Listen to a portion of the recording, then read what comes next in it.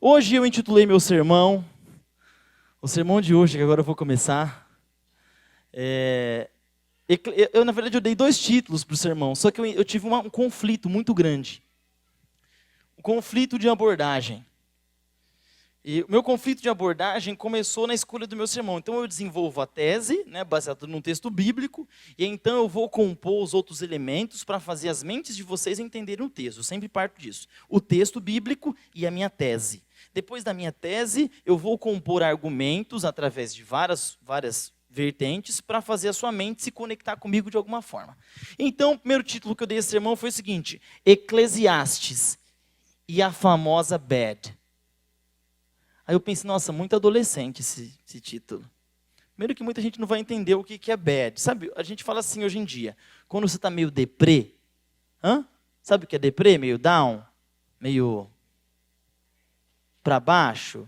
Então você fala assim, nossa, cara, eu estou numa bad aqui. Estou na bad. Bad, eu estou mal. Essa é a gíria americanizada que as pessoas usam hoje. Só que eu decidi colocar algo mais intelectualizado, só por questões de orgulho mesmo. Eclesiastes e o cadáver adiado que procria. Porque eu queria falar para vocês sobre o texto sapiencial, mas eu também queria fazer um paralelo com a filosofia do negativismo, né? Então, quem escreveu essa frase, que nós somos um cadáver adiado que procria, foi Fernando Pessoa. E o Fernando Pessoa, ele, assim como muitos outros escritores, é muito realista sobre quem nós somos. A gente passa perfume num cadáver. A gente tem esperanças em um cadáver. Esse cadáver está adiado, tá? Mas ele tem um prazo. E vai chegar uma hora que ele vira cadáver. Todos nós estamos fadados à morte. E o texto de Eclesiastes, ele é muito pessimista. Ele coloca a gente para baixo. Eu vou dizer para você que o texto de Eclesiastes foi o livro que mais tiveram dificuldades para colocar no cânon sagrado. Pastor, o que é o cânon sagrado? Explica aí, né? O cânon sagrado é a Bíblia. Então esse cânon, isso, pode deixar esse texto aí mesmo. O cânon é essa escolha de livros. A Bíblia tem 66 livros que foram escolhidos como sagrados. Mas quando eles estavam lá, escolhendo quais livros eram sagrados e qual que não eram sagrados, porque você sabe que tinham outros livros que a igreja cristã usava, que hoje não são considerados sagrados, sabia disso, né? Então nós chamamos esses livros aqui os livros canônicos, que foram canonizados. E nós temos os livros deuterocanônicos, que não foram canonizados. Ou seja, tem um livro lá, por exemplo, que um apócrifo que a gente chama, que era utilizado na igreja cristã no começo ali, e que conta a história de um anjo chamado Rafael. Não falei para você que é uma obra de arte? Rafael. Só que eu comecei a ler a história desse anjo, eu percebi que o anjo mentia. Era um anjo mentiroso. Aí desde aquele dia em diante eu parei de falar que tinha um anjo chamado Rafael, porque não me ajudava muito na minha construção pessoal. Deuterocanônicos. E o Eclesiastes, por ser muito pessimista, parece que não corrobora com a tese cristã. A tese de triunfo, de felicidade, porque Deus vai cuidar de você, porque o Senhor é o meu pastor e nada me faltará, porque eu me alegrarei, o meu coração se alegra, e a vida é bela, e existe salvação, e existe esperança. Eclesiastes não vem com esse papo. Eclesiastes, você chega no Eclesiastes, se você tiver mal, e for ler Eclesiastes, você vai ficar mais na bad ainda. Porque o livro de Eclesiastes é muito pessimista. Só que não é só Salomão que é pessimista. Se você entrar em contato com a literatura até contemporânea, você vai ver muita gente que é muito pessimista. Só que os autores pessimistas são os meus favoritos. Por que eles são os meus favoritos? Porque eles são sinceros. Eles são sinceros. A maioria dos artistas pintam coisas que não existem. Porque a arte, ela nos pede um pouco disso. Tem gente que fala assim, nossa pastor, hoje o senhor... Quando eu termino de pregar um sermão, nossa pastor, hoje você estava emotivo, né? Aí um outro dia alguém vai falar assim, nossa pastor, hoje parecia que estava com um pouco de raiva, né? Aí no outro dia a pessoa fala assim, nossa, hoje o senhor só quis ensinar e tal. Por quê? Porque o que eu estou fazendo aqui agora para vocês é arte. Homilética é arte. Isso aqui é uma performance também. É ou não é? É ou não é? Se eu chegar aqui na frente e ficar falando assim, nesse mesmo tom, o sábado de manhã todo, enquanto eu falo sobre a Bíblia, Eclesiastes, nesse mesmo tom aqui, você vai dormir em muito menos tempo do que você já dormiu agora, né? Rapidinho você vai dormir, porque é monotom. Então, quando você estuda homilética, você descobre, com o tempo, que se você aumenta o tom e diminui ele um pouquinho, você chama a atenção da pessoa. Aí na hora que vai fazer o apelo, o pastor está falando aqui porque Jesus pode ser tudo na sua vida. Agora, meu querido irmão, saiba de uma coisa. E a voz até temidinha assim. Saiba de uma coisa, aquela coisa. Isso é tudo um mecanismo, não é de manipulação, não é manipulação. Isso é um recurso artístico. Isso é um recurso artístico, tá? Então, aí você fala, então quer dizer que eu estou participando de um show? Não, claro que não. Mas do mesmo jeito que alguém senta no piano e ele tem técnica para tocar uma nota e outra, quando você vai expor o texto sagrado, você precisa ter técnica também. É claro que, principalmente, o Santo Espírito de Deus para conduzir. Mas não adianta você ter verdade e ser chato. Não adianta você ter até conteúdo e não ter forma de expressar isso. Você desvaloriza a verdade. Mas por que eu gosto dos filósofos pessimistas? Porque eles eram realistas. Eles falavam que a vida não presta. E a vida presta, gente? A vida não presta. Ela presta até você descobrir que está com câncer. Ela presta até descobrir que a sua mãe está com câncer. Ela presta até você ficar 3 anos desempregados. Ela presta até você perceber que a sua família nunca te amou. A vida presta até você perceber que o esposo que está há muito tempo com você está adulterando. Descobrir que ele tem uma outra família. Aí a vida deixa de prestar. Mas nós criamos uma série de mecanismos para nos sentirmos e nos percebermos felizes. Pode voltar no texto anterior? Nós vamos ler aqui um pouco do pessimismo do livro de Eclesiastes. Diz assim o texto de Eclesiastes capítulo 4, ali, ó.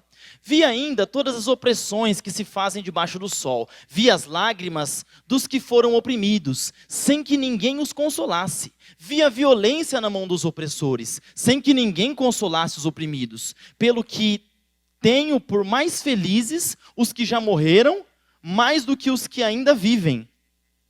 Ele está falando que é mais feliz quem morreu do que quem está aqui. Porque tem tanta injustiça nessa vida, tem tanta injustiça nesse mundo, que é melhor morrer. Pode passar o próximo. Que é melhor morrer. Mas eu gosto dos filósofos pessimistas por um motivo mais importante ainda. Porque eles, a maioria deles ateus, por exemplo, Schopenhauer, Friedrich Nietzsche, esses são ateus, né? Você vai ter o Soren Kierkegaard, que são autores muito pessimistas sobre a vida. Se você pegar os ateus, né, no caso do Nietzsche e do Schopenhauer, eles vão falar assim, olha, eu sou ateu, eu sou totalmente ateu, mas eu amaria que Deus existisse. Porque essa vida é um lixo. Eu sou um ateu, nada faz sentido, e para mim essa vida não vale a pena. O único motivo que eu tenho para acordar é esperar a morte. É isso que eles pensam. E eles falam assim, olha, eu não acredito em Deus, mas eu gostaria que Ele existisse. É exatamente isso que o Schopenhauer vai dizer.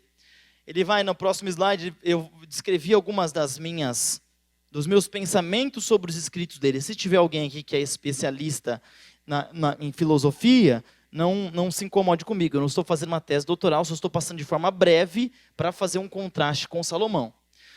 O Schopenhauer, que é o pai do pessimismo, ele disse que viver é sofrer com pequenos instantes de felicidade. E, gente, é exatamente isso que eu acredito.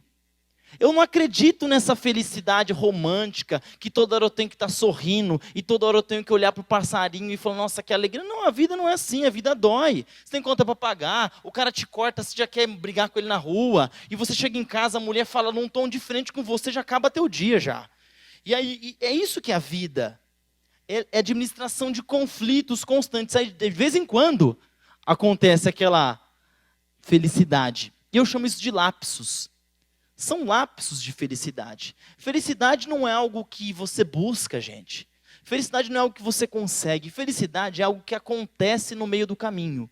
E eu vou explicar para vocês o porquê a felicidade acontece no meio do caminho no final do sermão.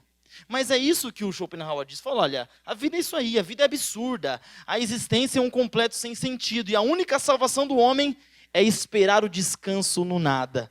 Esse cara é aquele cara que você senta do lado dele sábado na igreja, no almoço, assim, e ele só fala as coisas ruins da vida. Você fala, Yes, como é que você está?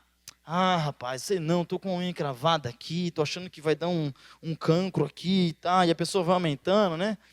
Mas aconteceu alguma coisa boa nessa semana? Ah, aconteceu. Mas sabe, aí a pessoa logo vai para o negativo. O Schopenhauer, ele é muito assim, essa é a característica dele. Mas existem alguns textos dele que eu falo assim, gente, ele parece Salomão. Parece Salomão. Vou ler aqui para vocês, pode passar o próximo slide, esse aí mesmo. Ó. A vida e a morte, ao nascer e ao morrer, é o maior jogo de dados que conhecemos. Ansiosos e interessados, agitados assistimos a cada partida, porque os nossos olhos tudo se resume nisso. A natureza, pelo contrário, que é sempre sincera e nunca mente, contempla a partida com um ar indiferente. Não se preocupa com a morte ou a vida do indivíduo, entregando a vida do animal e também do homem a todos os acasos, não fazendo o mínimo esforço para o salvar. Gente, as pessoas morrem por qualquer coisa. As pessoas perdem a vida por qualquer coisa. Eu ouvindo a história de uma médica amiga da minha esposa, que a pessoa foi fazer, eu acho que um procedimento cirúrgico no hospital, lá, está no hospital por alguma questão, e tem uma acompanhante dela. Acho que a pessoa tinha tomado um medicamento que é um pouco anestésico, e o acompanhante dela deu um pedaço, a pessoa, eu estou com fome e tal. Aí deram um pedaço de pão para essa pessoa comer. Não, a pessoa comeu, um pedaço de pão, não comeu, é claro, né? Porque ficou aqui na garganta. E quando o médico chegou, o cara estava morto, né? E até descobri que foi o pedaço do pão que deu para a pessoa que estava anestesiada. É um cúmulo do absurdo morrer desse jeito. Mas é assim, a gente morre por qualquer coisa, gente. Por qualquer coisa a gente morre. Assim é a vida. Ou vocês estão achando que é para sempre? Ou vocês estão achando que o esposo, a esposa de vocês é para sempre? A ponto de você ficar dormir de bico virado, achando que você vai ter uma outra noite para abraçar ela. Quem te garante isso? Nada te garante isso. A vida é isso, a vida é ruim, a vida não tem dó, a vida não é justa. E não fica com esse negócio, não, é só se esforçar, é só fazer direito, a vida não é assim. Você pode fazer direito a vida toda e dar errado para você. Você pode, por exemplo, você pode ser vegetariano a vida toda. Ó, bonitinho, acorda de manhã, faz o seu desjejum saudável, sem açúcar e tal. E aí você vai fazer seu exercício, você vai se cuidar e aos 18 anos de idade morrer com um tumor cerebral. É totalmente possível isso acontecer. Já conheci vários casos assim. Nossa, mas ele é vegetariano, mas ele fazia exercício, a vida não a vida vem com os dois pés. Mas nós gostamos de uma ilusão. Pode voltar aí, pode voltar um pouquinho? Pode passar, na verdade, pode passar. Só que no Eclesiastes, o Salomão usa recursos que às vezes a gente não entende, porque existe um gap, existe uma diferença cultural muito grande entre nós e a cultura judaica, a cultura oriental. Por exemplo, quando eu vou dar, pode voltar, segura nesse túmulo aí. Quando eu vou dar flores para minha esposa, isso é uma coisa que eu faço sempre, tá, gente? Estou fazendo aqui já para ganhar uma moral, né? Eu sempre dou flores para minha esposa. Eu chego em casa, estou voltando de uma viagem, estou voltando de um concílio e tal. Eu chego em casa, vou no Pão de Açúcar, porque tem um buquê de flores de R$ 9,90 lá. Fica a dica aí já para você que tem preguiça de fazer uma coisa para mulher. R$ 9,90, cara. Você não compra sabe, é muito baratinho, entendeu? Você vai lá, compra aquela florzinha lá e tal. Quando eu chego em casa, as minhas filhas olham. O papai trouxe flor para a mamãe. E ficam, aí elas querem dar a flor. Dou a flor, minha esposa coloca lá e tal, né? Porque a flor representa o quê, gente? O que a flor representa? Fala para mim. Representa o quê, gente? O meu amor por ela? A minha paixão, o meu amor, meu carinho, meu amor, tal. Mas no Oriente Médio vão pensar diferente. Se você der uma flor que amanhã vai estar murcha, a pessoa vai falar, seu amor é assim por mim? porque essa flor vai murchar. Se bem que a que eu dou para minha esposa, eles colocam um pozinho lá mágico, que a flor é um anabolizante da flor, né? Ela fica esperta mais uns dias, se mantém. Os judeus, sabe o que eles fazem quando a pessoa morre? Eles não levam flores, eles levam pedras. E colocam em cima do túmulo da pessoa, porque a pedra não muda, meu. A pedra, para você quebrar, você tem que bater muito forte. Então eles vão, colocam a pedra em cima do túmulo, porque isso representa um amor duradouro para eles. E quando a gente lê o livro de Eclesiastes, nós vivemos uma distância cultural muito grande. Por exemplo, pode passar aí. Por exemplo, eles geralmente usam os livros de sabedoria e expressam a sabedoria com humor. Geralmente com humor. Eles fazem coisas que são óbvias, ou falam coisas que são óbvias, seguidas do inesperado. Por exemplo, para você, vou contar a história. Se eu fosse judeu, eu falaria assim para você. Eu falo, olha, havia 2 japoneses, o Joaquim e o Manuel. Havia 2 japoneses, ok, para você é algo óbvio. Existem japoneses, mas quando eu chamo eles de Joaquim e Manuel, logo você fala assim, é meio engraçado isso? Não é meio engraçado? É meio engraçado. Vocês não riram porque vocês estão mal-humorados, mas era para rir. É isso que a poesia hebraica faz. Mas, pastor, o que é a poesia hebraica? A poesia hebraica vai desde Jó. Jó é poesia. De Jó até Cantares, lá vai ser tudo assim. Então, eles usam recursos muito diferentes. Olha, quando eles escrevem uma poesia, ou então falam uma poesia, eles levam isso muito a sério. Vou explicar o porquê.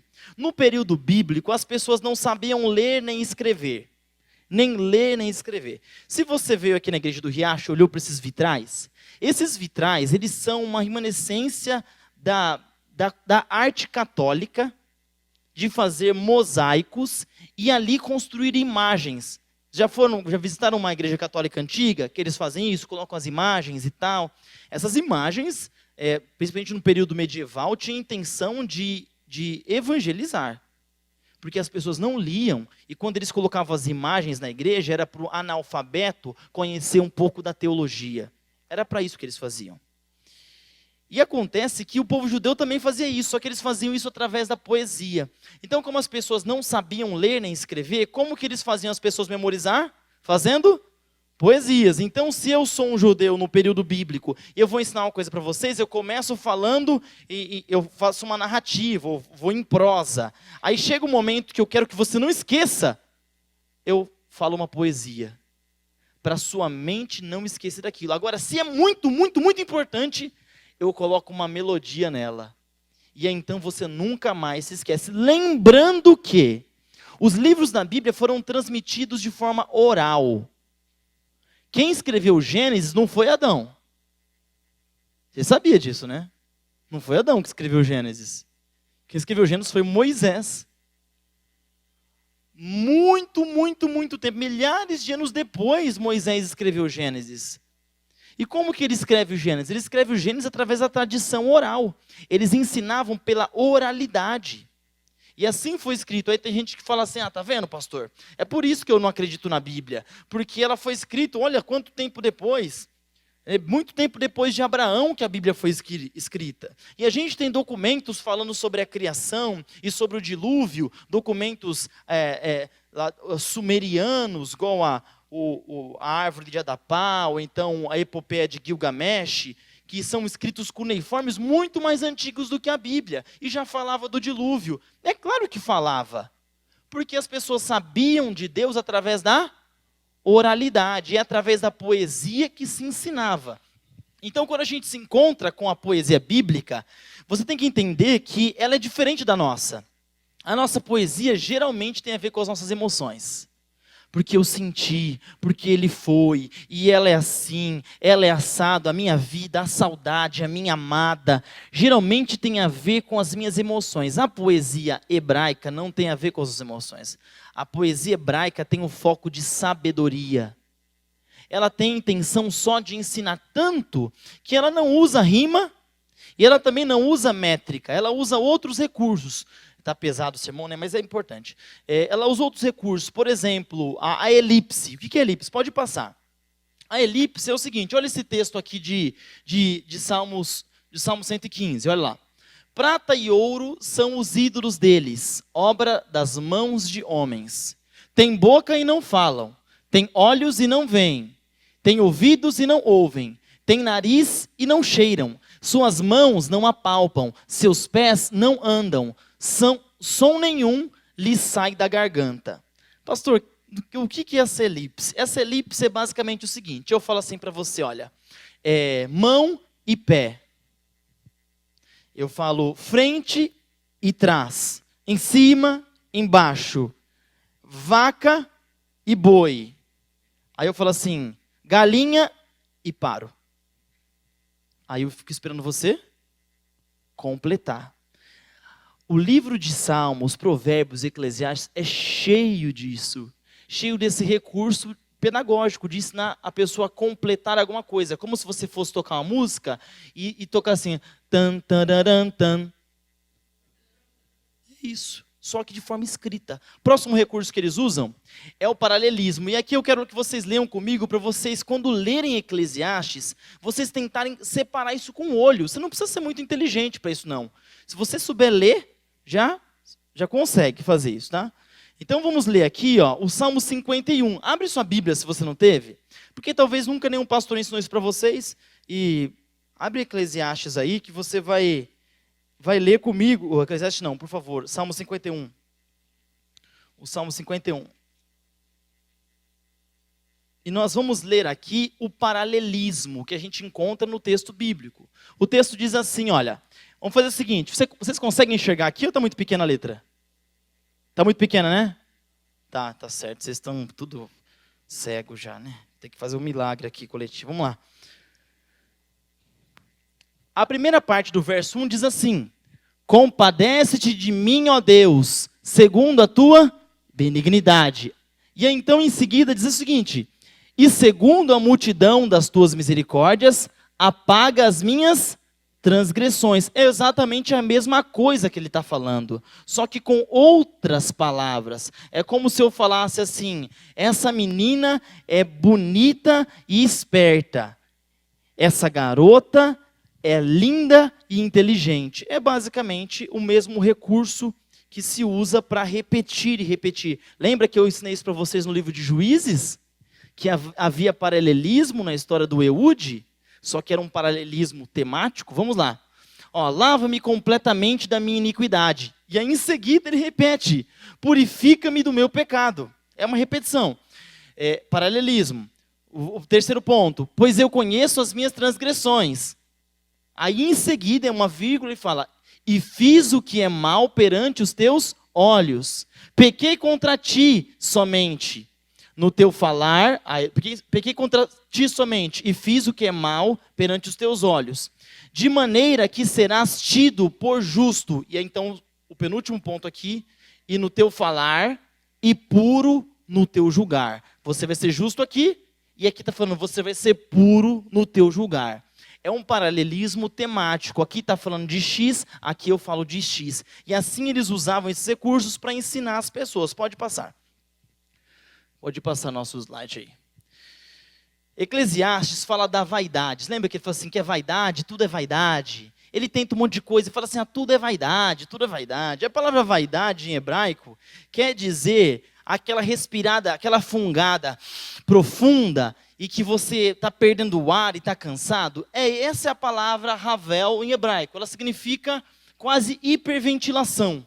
Sabe quando você está assim, está cansado, está perdendo fôlego e não consegue prosseguir? É isso que a palavra vaidade lá em Eclesiastes vai querer dizer para a gente. Que a vida é isso, é um não conseguir prosseguir, é um cansaço, é difícil, é isso que é a vaidade para o Eclesiastes. Agora, como que o Salomão chega a essa conclusão? Ele chega à conclusão seguinte, na primeira parte do livro ele fala assim, eu busquei todo o conhecimento. Eu descobri coisas que nenhum dos meus antepassados descobriram ou souberam. E quando eu cheguei a todo esse conhecimento, eu descobri que o conhecimento era uma maldição. Saber era uma maldição. Conhecer era uma maldição. E aí eu levo você para os filósofos pessimistas. O Dostoiévski vai dizer assim para você, que o conhecimento é uma maldição. Aí o Schopenhauer vai dizer para você que a genialidade é a morte. Porque quanto mais você sabe, mais você sofre. O filme Matrix vai dizer assim para você. Vai dizer assim para você que a ignorância é uma bênção. Quanto menos você sabe, mais você fica livre do sofrimento. Observa só. Aqui nós temos alguns médicos aqui na igreja, né? Presentes aqui. E quem é médico sabe que por você saber muito, dentro de uma situação médica, se você é o paciente, você fica com mais medo. Fica ou não fica? Porque você sabe tudo que pode dar errado. O paciente vai e se entrega na mão do médico, entra para fazer uma cirurgia. Gente, tem gente que quer fazer cirurgia por qualquer coisa. Ah, vou ali fazer uma cirurgia como se fosse, sabe, vou ali tomar um copo de água. Cara, é um procedimento cirúrgico. O médico sabe de todos os riscos que aquilo envolve. É claro que ele vai confiar, ele vai fingir que é confiante e tal, que ele manja do negócio, mas por dentro ele já está pensando em todas as variantes que podem levar ele à morte. Eu, por exemplo, assim, um exemplo, eu sou pastor, tá? Então eu chego numa igreja. Quando eu sento para escutar um sermão, para mim é muito mais difícil do que para vocês. Acreditam ou não? Para mim é muito difícil. Não porque eu saiba mais do que a pessoa, porque eu queira saber, mas é porque é a minha área. E aí eu sento para ouvir a pessoa pregar assim, e eu já começo a orar antes dele pregar. Senhor, me ajuda. Me ajuda a eu não julgar. Me ajuda eu abrir meu coração para o Espírito Santo, porque só do jeito que ele começou esse sermão aí, não vai longe, não vai. Não vai, eu jeitinho dele não vou conseguir. Eu já fico com dificuldades porque é muito da minha área. Então, quanto mais a gente conhece algo, mais a gente fica ressabiado e mais a gente sofre porque a gente conhece muito daquela área.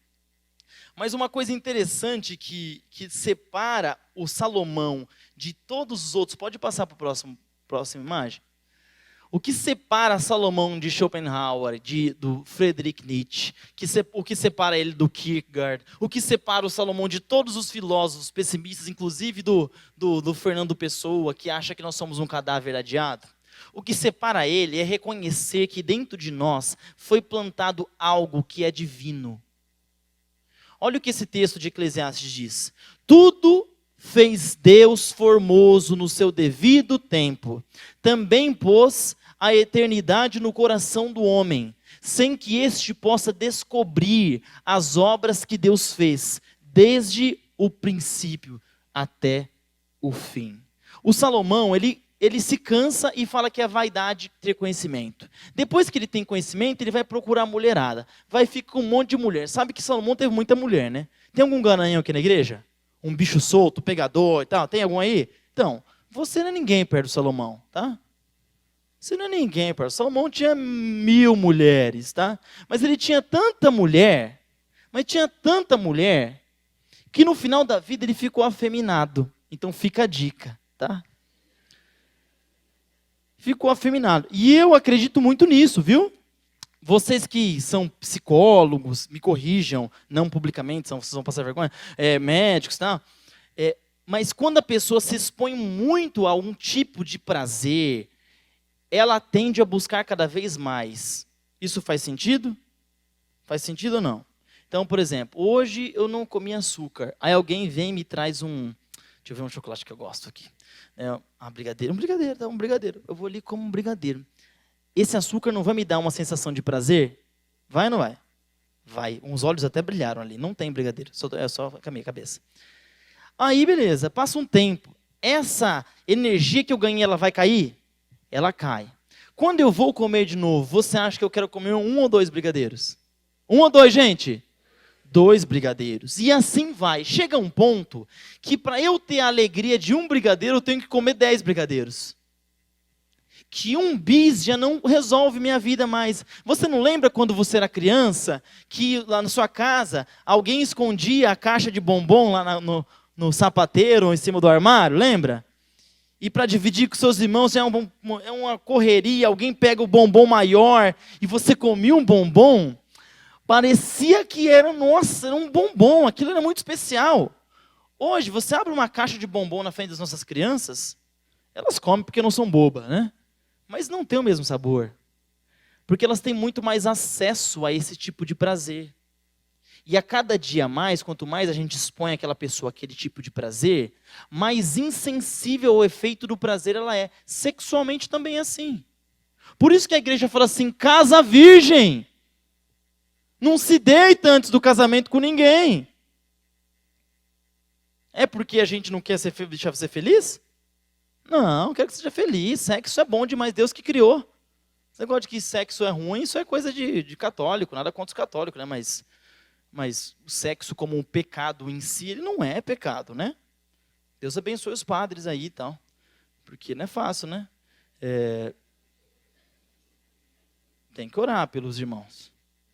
Porque a probabilidade de muitos deles viverem assim, eu não sei como que vive, sinceramente não sei, não consigo entender. Mas porque é natural. Tá? O Abraham Maslow vai fazer a pirâmide das necessidades, e dentro das nossas necessidades básicas, assim como dormir, assim como comer, assim como eliminar o que a gente come, líquido, o que seja, você tem necessidade sexual. Então, onde você coloca a sua fome? Você conhece alguém que ficou uma semana sem almoçar? Então, e você com certeza não conhece ninguém que ficou uma semana sem ter desejo sexual.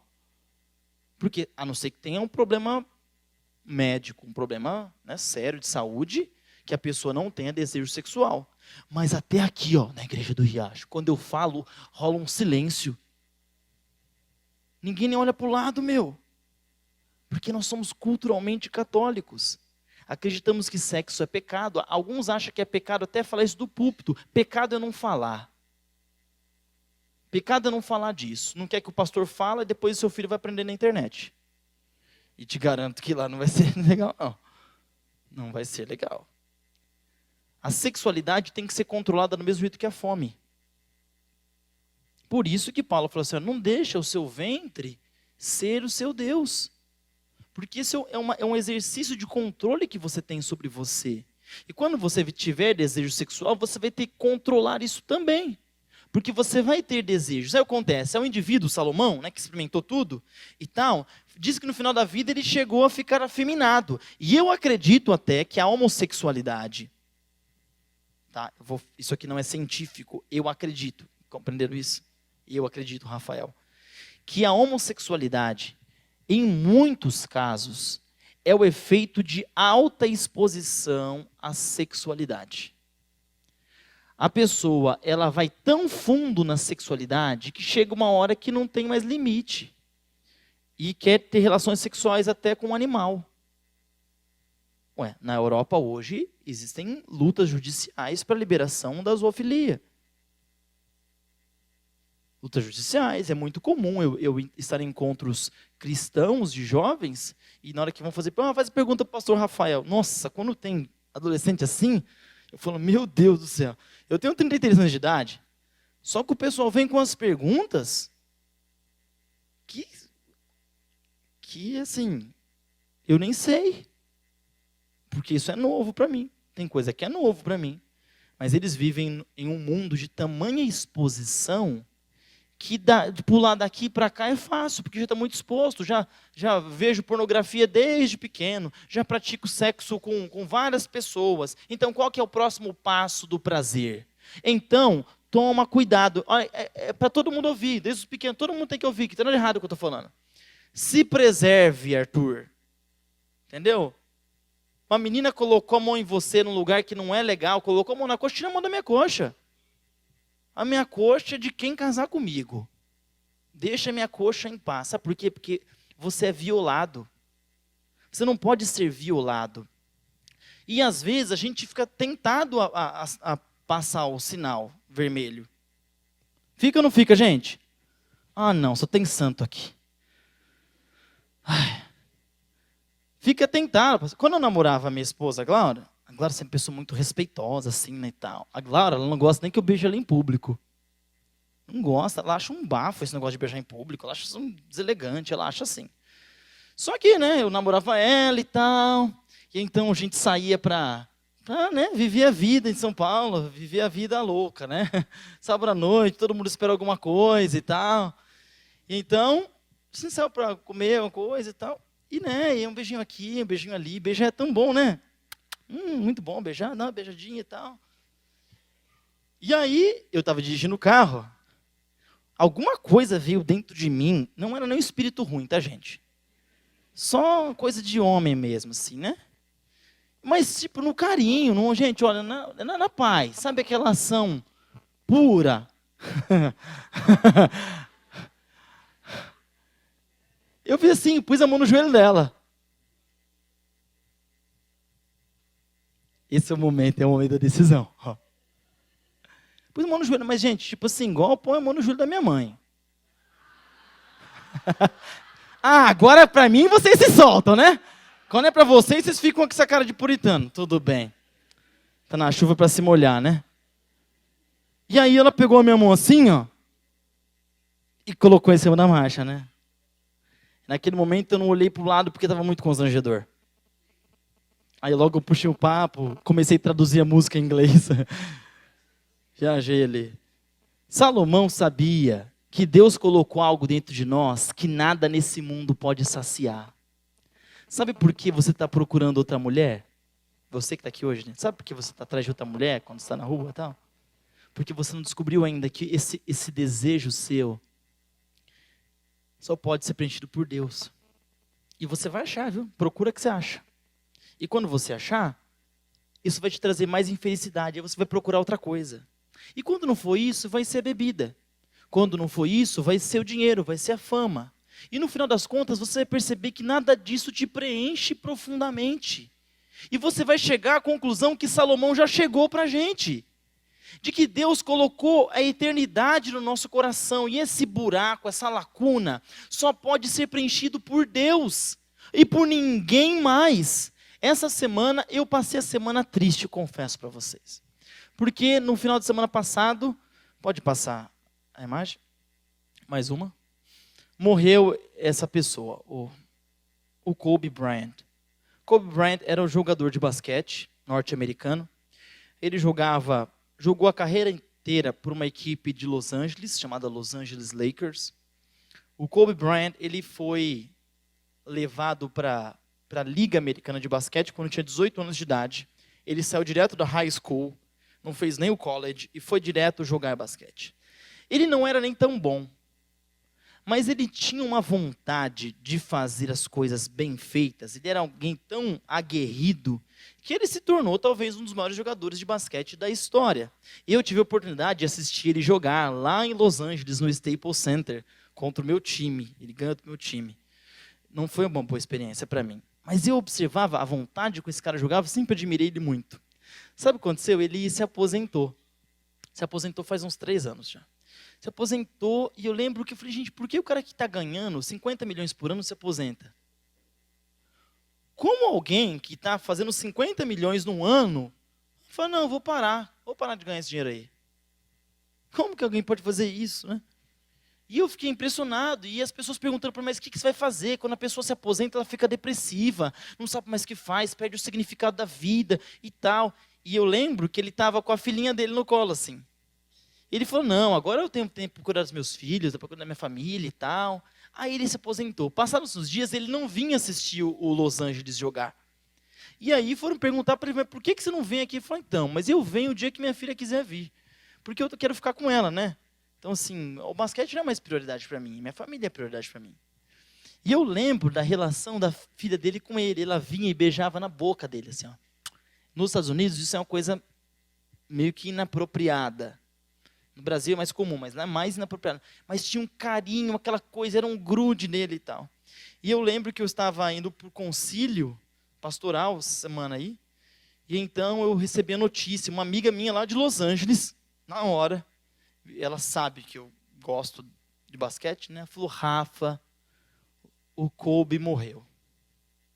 Aí eu sei que vocês estão falando assim, mas né, a pessoa lá longe morreu, você ficou triste por isso, pastor? Eu vou explicar para vocês por que eu fiquei triste. Porque a filha dele morreu junto com ele. Eu fiquei triste porque até hoje não reconheceram o corpo dela.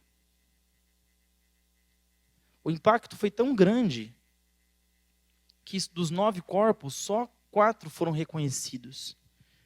Está tão misturado as partes foi tão explodido os corpos, que eles não chamam nem de bodies, eles chamam de remains. Os remains das pessoas ali. E eu fiquei chocado e passei assim dias bem ruins assim, porque eu não estava concebendo que ele tinha morrido. E ele morreu num helicóptero fantástico, numa Mercedes dos helicópteros. Ele não morreu num teco-teco, não morreu voando com o Wagner Montim. É? Ele não está aqui hoje, podem falar para ele depois. Não. Ele morreu voando em um helicóptero. Tá vendo isso aqui, gente? Isso aqui é um recurso, viu? Conectei vocês com a minha história só, mas eu tive que usar o Wagner Montim, alguém teve que sofrer. E eu fiquei pensando assim, gente, isso é muito triste, muito triste. E minha tristeza ficou. Se você perguntar para minha esposa, você vai saber que eu tive várias bad essa semana, assim. Tava mal, eu tava feliz, daqui a pouco eu ficava assim, meu Deus, a menina que ele amava, e ele falava com orgulho da filha. Já viu falando do Samuel? Você já ouviu eu falando do Samuel? Eu falando da Laura, da Luísa?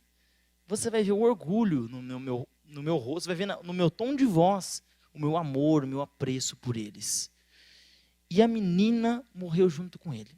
E então, eu lendo a CNN, né, que é o site que eu mais gosto de notícia, então eu comecei a ver uma notícia assim, o bispo da igreja que o Colby ia, ele ia na igreja. E o pessoal consternado, não acredito como pode morrer. Ele falou assim, não, a gente morre mesmo, é isso aí. Todo mundo pode morrer. Mas não podia ter acontecido, porque a cidade de Los Angeles está parada. Los Angeles está parado. Se você for ao redor do Staples Center, existe a cidade está em luto por causa da morte do cara. E o bispo falou, não, gente, morre mesmo, assim morre. E o pessoal revoltado, né? Eles falaram, sabe, o helicóptero do Colby caiu às 9h30 lá em Calabas. Não foi? 9h30. 7h da manhã, ele e a filha dele estavam aqui na igreja. Eles participaram da ceia com a gente. Na hora que ele falou assim, o repórter recua da tristeza na hora. Aí o bispo fala assim, olha, hoje é dia da gente celebrar. Porque ele amava Deus. E ele amava Deus. Desde jovem ele vinha aqui, ó, nessa igreja de Newport Beach, aqui na Califórnia. Ele vem aqui. E muitos dos pastores que estão aqui hoje se formaram porque ele sempre foi um dizimista fiel. Devolvia o dízimo. Ia na igreja. E todo mundo consternado, porque a vida não é justa. Mas o Colby sabia que o que importa não são os milhões por ano. O que importa era a fé que ele tinha em Deus. Eu sei que você olha assim e fala, pastor, esse cara nem era adventista. Ai, não fala isso para mim que eu vou ter que fazer alguma coisa com você. Não é só o adventista que vai para o céu. Tudo bem para você? Está tudo bem para vocês? Pessoas que amam a Deus. Há pessoas que priorizam Deus na sua vida. Pessoas que nunca nem vão te conhecer. Mas 7h da manhã, esse cara estava lá na igreja e o repórter falou, não, mas então quer dizer que ele veio? Ele falou, não, mas ele sempre vem. Ele sempre vem. Ele não vem só no domingo de manhã para fazer a comunhão aqui, não. Ele participa dos projetos sociais também aqui. Ele ajuda os projetos sociais, faz coisas aqui, e todo mundo ele vem na igreja aqui, e ninguém fica pedindo autógrafo dele, porque ele já é comum aqui já. Já está comum aqui. E eu fiquei pensando, falei, eu preciso falar para a igreja do Riacho, não parar de ir na igreja. Porque você nem anda na Mercedes dos helicópteros. Você anda com coisa muito pior. Você anda em um lugar muito mais perigoso do que a Califórnia. Você tem muito menos recursos para se proteger. Você tem muito menos médicos, você tem muito menos estrutura. Você é muito mais vulnerável do que o Colby. Muito mais vulnerável. Mas eu pergunto para você, será que você tem a mesma fidelidade que ele tinha a Deus? Ao que ele acreditava. Era um homem fiel, morreu. E eu vou dizer uma coisa para você. Dentro ali do que o pastor dele falou para mim, eu acho que eu vou ver esse cara no céu. Eu acho que ele vai para o céu, vai firme, hein? Vai de verde e amarelo. De verde e amarelo não, com as cores dos Estados Unidos lá. Eu acho que ele vai.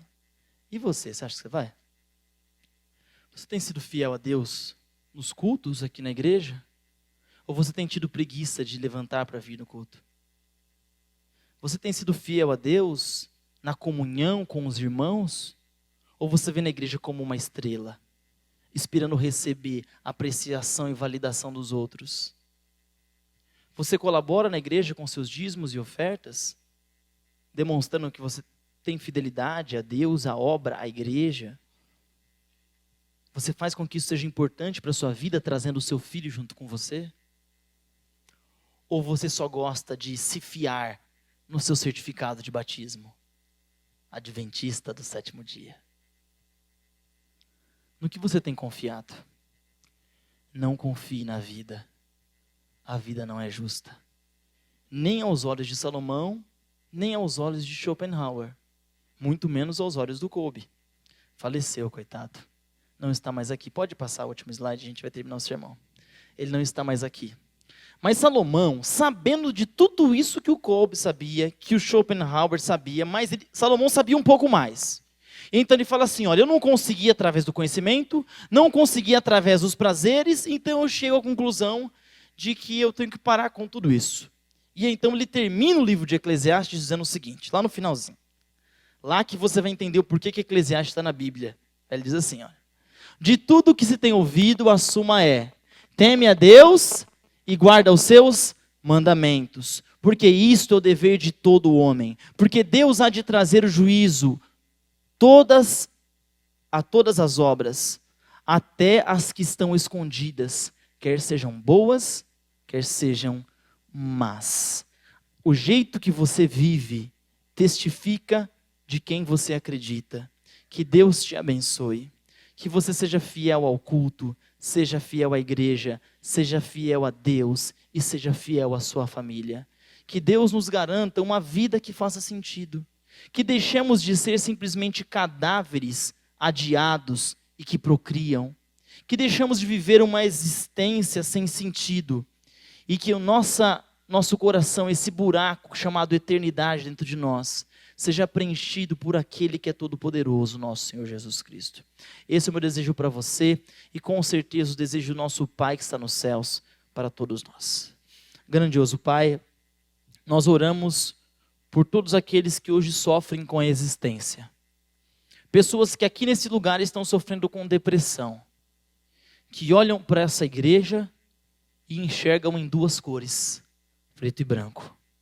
Pessoas que olham para a vida e não conseguem encontrar alegria, nem em pequenos momentos. Pessoas, Senhor, que estão sofrendo sem casa em lugares que foram alagados. Pessoas que estão doentes porque não conseguem curar o vírus que ela está vivendo. A vida é isso, Senhor. Reconhecemos. Mas que o Senhor nos ajude a ser muito mais do que um cadáver adiado. Que a sua eternidade esteja latejante em nosso coração. E que o nosso foco seja preencher essa lacuna, esse buraco com Jesus Cristo, Senhor. Nos ajude a sermos fiéis à nossa própria existência. Nos ajude a sermos fiéis e comprometidos com a nossa própria alegria e salvação. Que o Senhor habite em nós, habite na nossa igreja, habite no nosso presente e no nosso futuro. Esse é o nosso desejo. Em nome de Jesus assinamos essa oração. Amém.